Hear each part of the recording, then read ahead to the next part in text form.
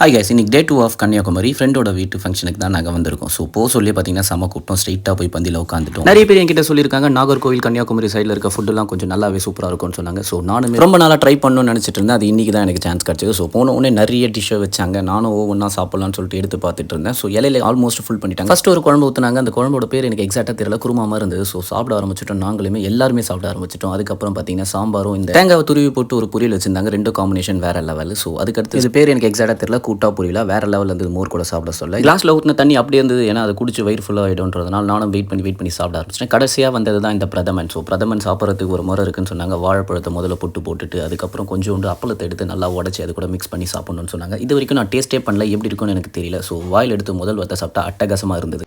என்ன பிருத்திவி, கன்னியாகுமரி சாப்பாடு எப்படி இருந்தது? இது வரைக்கும் டேஸ்ட் பண்ணதில்லை. பட் நீங்கள் யாராவது உங்கள் ஃப்ரெண்டு இருந்தாங்கன்னா கண்டிப்பாக கன்னியாகுமரி போய் டேஸ்ட் பண்ணி பாருங்கள். செம்ம சூப்பராக இருக்கும். இந்த வீடியோக்கு ஒரு லைக் அண்ட் ஷேர் எல்லாம் பண்ணிடுங்க. நம்ம அடுத்த வீடியோவில் பார்க்கலாம். Bye bye friends.